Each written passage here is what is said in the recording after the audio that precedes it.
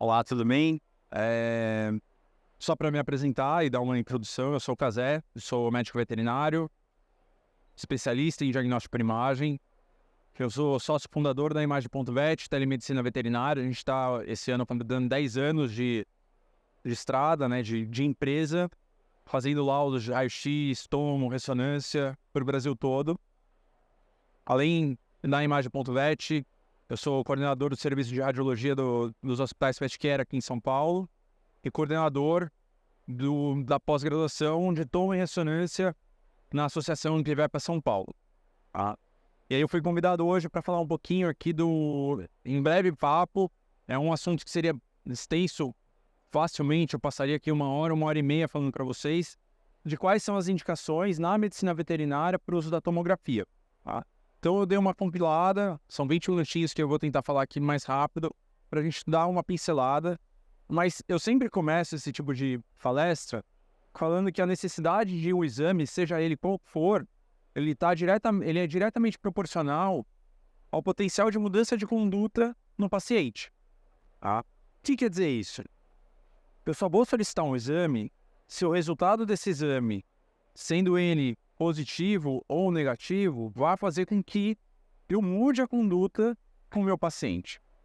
Então, se eu solicitar um exame que o resultado não vai fazer nada, eu vou continuar tratando ele clinicamente, não vai mudar o meu planejamento cirúrgico, aquele exame não é válido, ele não é necessário. Então a gente tem que pensar isso, eu sempre falo isso para os médicos veterinários.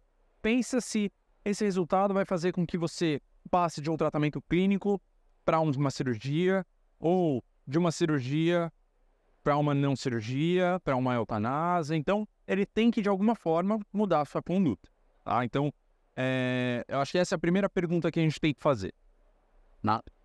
E aí eu listei aqui os 3 principais setores ou especialidades da veterinária que se utilizam do exame de tomografia. Tá? O carro-chefe na veterinária os carros-chefes são a oncologia, a neurologia e a ortopedia. Tá? E como que a oncologia, de que forma a gente ajuda a oncologia? Porque muitas vezes os tumores já são diagnosticados, já fez um ultrassom, já fez um raio-x, ou mesmo ele é palpável. Então, o que vai trazer mais de informação? Tá? A gente vai determinar muitas vezes a origem dessa formação, que às vezes no exame anterior não foi possível. Então, tem uma massa abdominal. Ela é hepática, ela é esplênica, ela é de adrenal que explodiu ou ela é de algum outro lugar. Então a gente vai tentar determinar essa origem, a gente vai determinar qual é a extensão, qual é o tamanho dela, se para um planejamento cirúrgico, se ela tem interação, se ela invade outras estruturas, se ela causa um trombo neoplásico dentro de uma veia, dentro de uma artéria. Então o cirurgião vai para a cirurgia já sabendo qual é a extensão e o que ela está envolvendo e até se é possível fazer a sua retirada ou não. Tá? Ainda na oncologia, fazer um planejamento para radioterapia.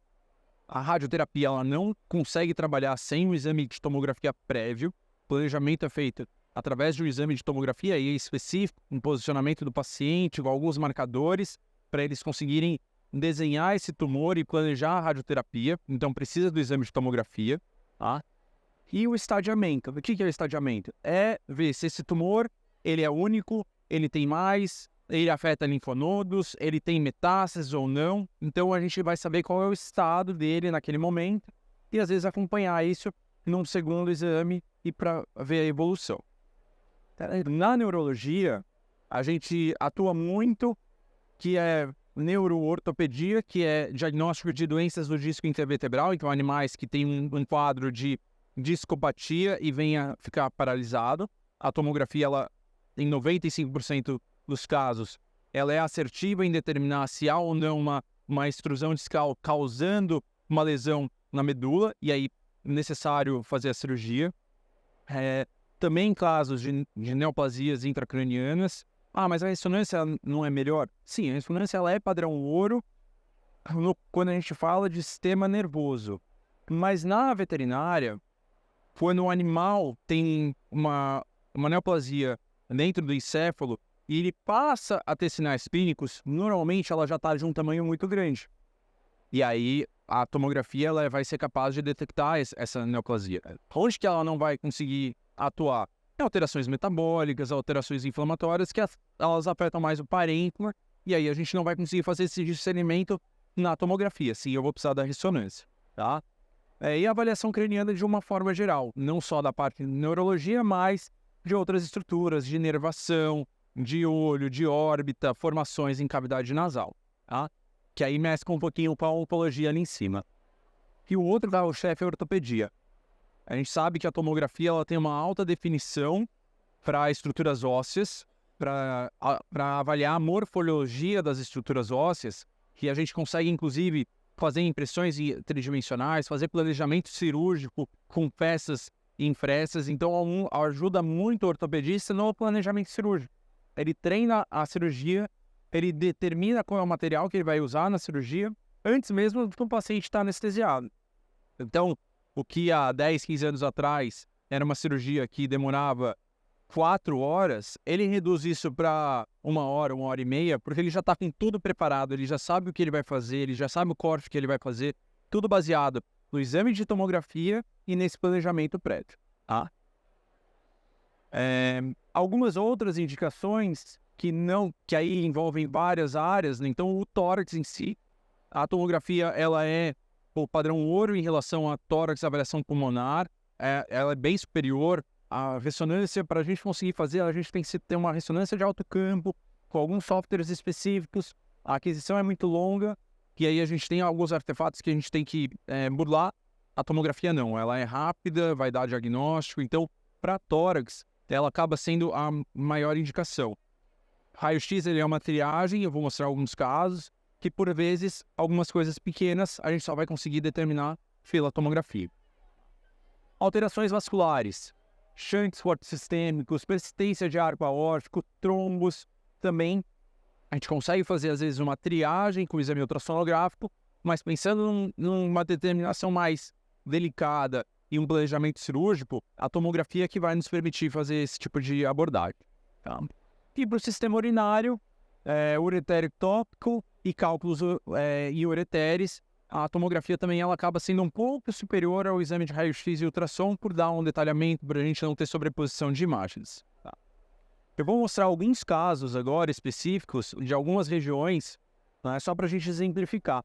Então aqui no crânio, esse aqui são 3 crânios, né? Na parte de cima a gente tem imagens em corte transversal e embaixo dorsal ou sagital, né? De tumores intracranianos. Tá? Esse aqui, provavelmente um meningioma, uma formação de grande extensão, causando deslocamento de ventrículo lateral, com uma alta captação de contraste de forma homogênea. A gente vê isso aqui no plano dorsal também. Olha o desvio que ela causa na linha média do encéfalo, né, na foice, tá? Por um efeito de massa. Esse outro caso já é uma formação que ela capta o realce mais periférico, né? Então esse padrão de captação de contraste vai fazer, e por ela não estar tanto na periferia, por mais que ela também tenha um efeito de massa, cause o desvio da foice, a gente vai pensar mais numa neoplasia intraaxial, provavelmente de células da glia ou de um astrocitoma, mas não da meninge, como no primeiro caso, tá? E esse outro caso aqui, uma formação na região, se a gente for comparar em termos de imagem, muito parecida com o primeiro, né? Uma formação que vem da periferia, altamente captante ao contraste, tá? Só que ela está numa região que é a célula túrcica, que é onde a gente tem a hipófise. E esse aumento de volume nessa região, com essa captação de contraste, eu vou pensar em um macroadenoma de hipófise, tá? Então a gente vai juntando algumas informações para conseguir dar esse tipo de resposta pela tomografia. Aqui mais um outro caso, esse aqui é o mesmo caso. A gente também na fase pós-contraste, nos cortes transversais aqui em cima e sagital, a gente percebe que tem uma formação também na base do crânio, mais ou menos ali na região de mesencéfalo, né, de ponte, e que ela progride para fora do crânio pelo foramen, né, causando inclusive alargamento do foramen, por onde passa normalmente o quê? Um dos nervos periféricos, tá? E aí, se a gente reparar, o nervo periférico que passa aqui é o trigêmeo. Ele é muito responsável pela inervação de toda a musculatura craniana. E olha a atrofia muscular que eu tenho nesse paciente. Então, esse animal, ele tem, clinicamente, já havia suspeita de uma neoplasia de nervo trigêmeo, e a gente consegue confirmar isso com a tomografia, né, pela captação de contraste, pelo posicionamento e tudo mais. Aqui, como eu falei, mesmo indo um pouco fora da parte de neurologia para avaliação de neoplasias em cavidade nasal, a tomografia ela é essencial nesse planejamento cirúrgico, porque a cavidade nasal ela é muito restrita por uma inspeção. Eu posso entrar com uma endoscopia pelo forame, né, da narina, e eu vou chegar numa formação, ela vai ocupar toda a cavidade, e eu não vou conseguir ver como é que ela está por trás. Eu posso entrar pela boca, fazer uma retroversão com o endoscópio e ver por trás. Tá, mas e no meio? Ela causa destruição óssea, ela não causa? E o mais importante nisso, se ela causa uma destruição da lâmina cribiforme, que é a estrutura óssea que limita a cavidade nasal em relação ao neurocrânio. Ou seja, se essa formação está invadindo o crânio e afetando o encéfalo, tá? Então isso a gente vai conseguir avaliar pela tomo, principalmente em corte sagital, não é o que a gente tem aqui, tá? Mas aqui eu consigo ver, quando eu chegar no limite da cavidade nasal, de que eu tenho uma preservação, não tem invasão da formação aqui na cavidade do neurocrânio, tá? E por que isso é importante? Porque se eu tenho invasão, a cirurgia dessas formações de cavidade nasal, elas são uma abertura na cavidade nasal do osso, e o cirurgião ele vai literalmente extraindo e cavocando essa formação até retirar tudo que ele pode, batendo nas estruturas ósseas no limite depois. Se não há essa lâmina cribiforme dando o limite caudal da formação, o cirurgião e ele não souber disso, ele vai cavocar e ele vai retirar encéfalo, porque ele não vai ter algo ali limitando, falando assim, ó, acabei, a formação vem até aqui, tá? Em casos de otite, avaliação de orelha externa e média, a tomografia ela nos dá bastante informação. Então aqui a gente tem desse lado uma cavidade do ouvido médio, do lado direito ele aerado e do lado esquerdo ele preenchido por um conteúdo de densidade. Então ele tem uma otite média esse paciente. Esse aqui, além do conteúdo, a gente vê que a cavidade, a bula timpânica, na verdade, ela está expandida, ela está destruída. Então a gente tem um processo inflamatório mais crônico, mais antigo, que está fazendo essa destruição, tá?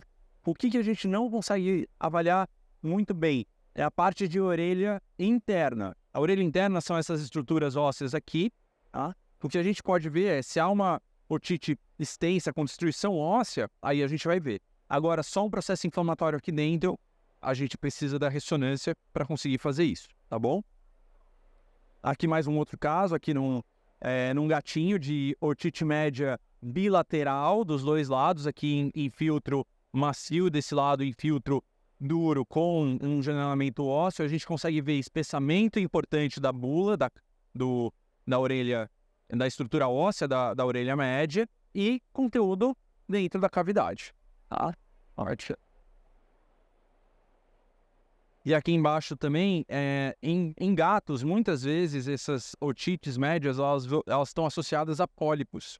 E esses pólipos, pela tuba auditiva, elas podem progredir para a área de nasofaringe e obliterar a passagem da nasofaringe.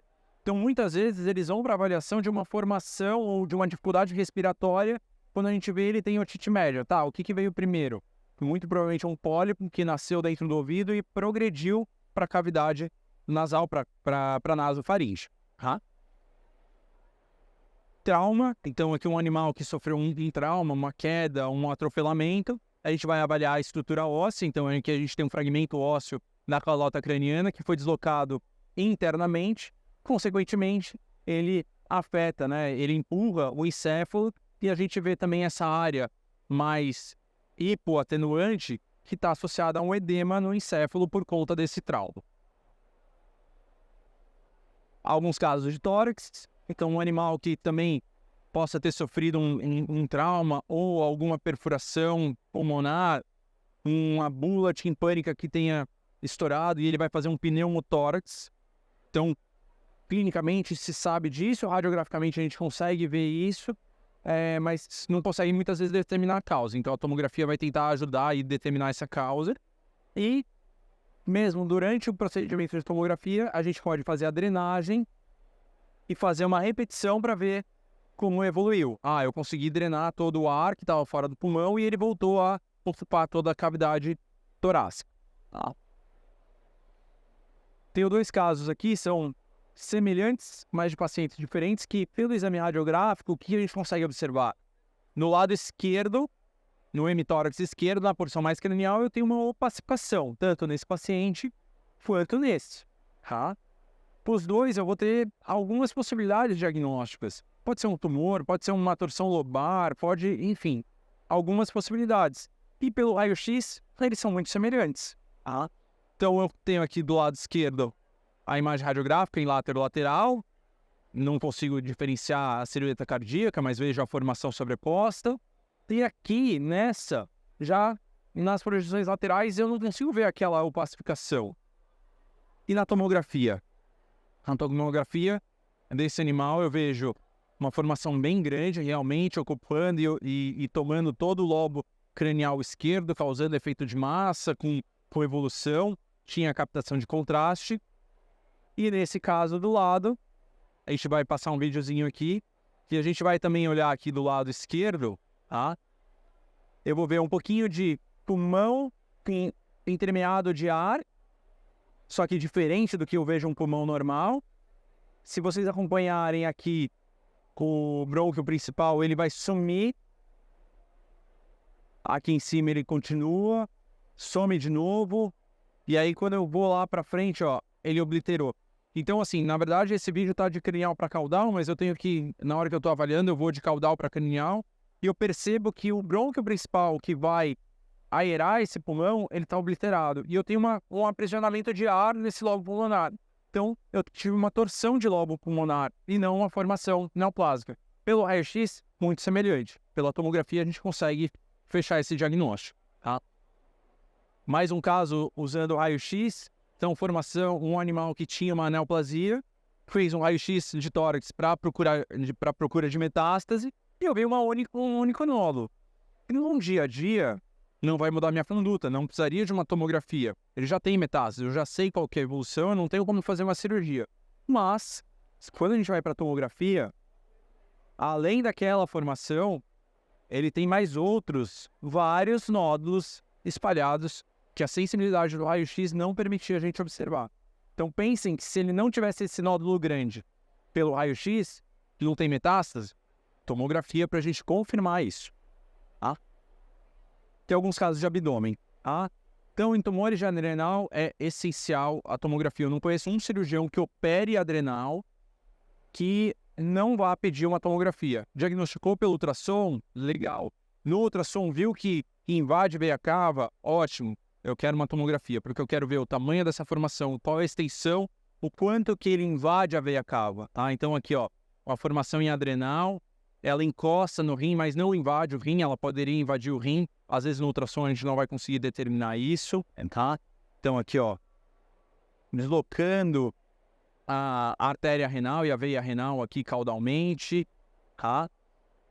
Aí aqui a gente já vê a aorta aqui do lado, sem invasão, e aí assim por diante, tá? Esse caso era um caso sem invasão de veia, mas que a gente precisa ter o planejamento cirúrgico, saber o tamanho, e aí o cirurgião já entra na cirurgia sabendo todos os detalhes. Avaliação excretora de ureter. Tem um paciente que está com dificuldade de excreção. A gente vai fazer o contraste, a gente vai conseguir determinar qual dos dois rins talvez esteja mais afetado e o porquê, né? Então, a gente vai acompanhar, a gente consegue acompanhar dos dois lados os ureteres com contraste, tá? Então eu consigo ver se dá algum processo obstrutivo em ureter, se eles estão se inserindo na bexiga no lugar correto, se ele tem ureter ectópico, tá? Então a gente consegue avaliar isso. No exame radiográfico, a gente usava a urografia excretora. É o mesmo procedimento, contraste na veia e a gente vai fazendo raio-x. Só que no raio-x é uma projeção projetiva, com sobreposição. Esse cólon aqui, com conteúdo fecal, já atrapalha o meu exame raio-x. Na tomografia ele não está sobreposto, então eu consigo avaliar todo o trajeto do ureter. Tá? Então, mais um caso, além da avaliação escritora, é legal na tomografia, às vezes a gente vê esse aqui que a gente chama de dripping, que é o contraste caindo dentro da bexiga, ou seja, a urina caindo dentro da bexiga, tá? É bem bonitinho esse exame. Na formação renal, então aqui um exame pré-contraste, a gente vê aqui uma alteração da morfologia do rim esquerdo. Na pós-contraste, a captação de contraste no rim normal, porque ele está filtrando, mas aonde a gente tem a formação, capta contraste, mas de forma diferente. E aqui lá na fase escritora, a gente vendo que ele ainda retém um pouquinho de contraste na formação e também o rim já vai diminuindo a quantidade de contraste que tinha nele. Tá? Insulinoma, um diagnóstico super difícil, muitas vezes clínico, e vai fazer a tomografia para ver se acha esse nódulo. Se achar, ótimo, a cirurgia vai ser mais precisa. Se não, muitas vezes o paciente vai para a cirurgia, mas vai tirar um pedaço muito maior do pâncreas, tá? E aí não é fácil, a gente tem que fazer um protocolo específico, tá? Para a gente ver, por exemplo, aqui na fase pré-contraste, só um abaulamento do pâncreas. Na arterial, há uma captação de contraste desse nódulinho, né? E aí na fase venosa também uma persistência, tá? Esse nódulo aqui, com a clínica, é um insulinoma. E por vezes, a gente vai fazer a toma e a gente não vai ver, e ele clinicamente tem um insulinoma, aí ele vai para uma cirurgia um pouquinho mais ampla, tá? Shunt, desvios vasculares, né? Então eu vou passar um videozinho aqui. Também é um exame que normalmente a gente tem que ir e voltar com o vídeo para a gente entender, tá? Mas a gente já vê aqui a veia cava bastante dilatada, um vaso entrando de cranial para caudal, que não é normal, e se a gente acompanhar esse vaso, ele vai ter origem aqui embaixo na veia porta, tá? Aqui, ó, a veia porta, vindo aqui. Desculpa, ela não apareceu ainda. Na verdade, ali era uma alça intestinal, acabei confundindo, mas aqui a gente já vê ele indo e vindo, fazendo algumas curvas, tá? E aí aqui sim ele vai chegar, se une com esse outro lado, acompanhando mais um pouco. E a gente perdeu. Vou voltar aqui, mas para a gente tentar achar aqui de novo a veia porta, tá? Como eu falei, é um exame que normalmente a gente tem que ir e vir para a gente acompanhar, porque o trajeto do vaso ele é todo tortuoso, tá? Então, aqui é a entrada, né, na veia cava. A gente vai acompanhar esse vaso aqui. E aqui, ó, aqui de cima, ó, a veia porta vindo aqui, fazendo a curva para cá, e ela vai se unir com esse outro vaso que tinha descido da veia cava, tá? Massas abdominais, como eu falei, para a gente tentar identificar a origem. Então a gente está começando aqui de cranial para caudal, fígado, tá? Eu já vou passando outro vídeo junto aqui do lado, num plano dorsal, tá? Então aqui a gente tem o fígado, cavidade gástrica, aqui o maço aparecendo, tá? A gente continua, acabou o fígado, o maço continua aqui, ou vai o rim aqui em cima, tá? A formação desse lado já apareceu, e aí aqui também ela tá no meio do abdômen, ou seja, ela não tem relação com o fígado, talvez ela tenha encosta no rim direito, mas ela também não, acho que ela não tem relação com o baço, pelo menos por enquanto. Tá deslocada ela mais lá pro lado direito, tá?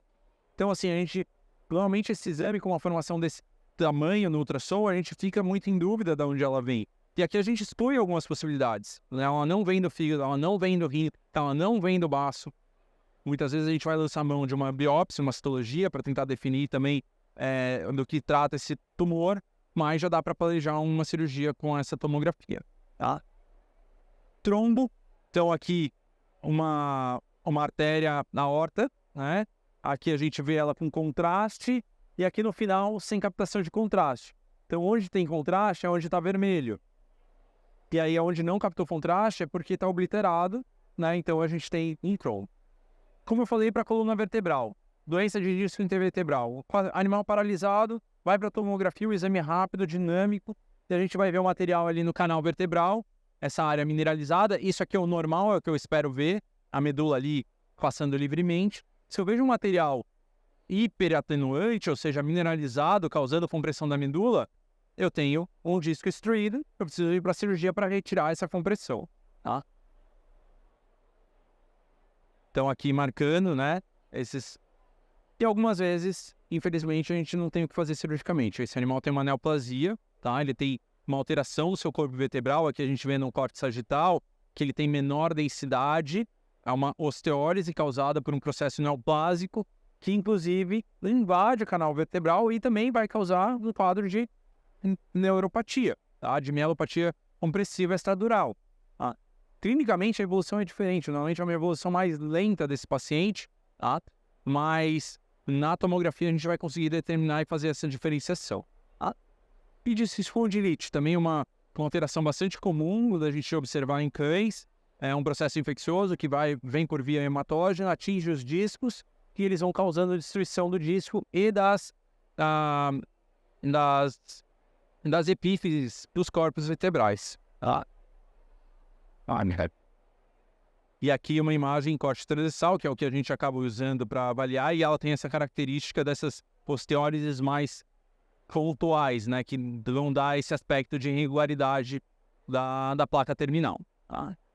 Que para finalizar, da ortopedia de membros, né, qualquer alteração morfológica óssea, a tomografia vai se prestar de forma muito, muito efetiva. Então, fraturas em ossos pequenos, como do tarso, do carpo, no raio-x tem muita sobreposição, a gente não consegue determinar.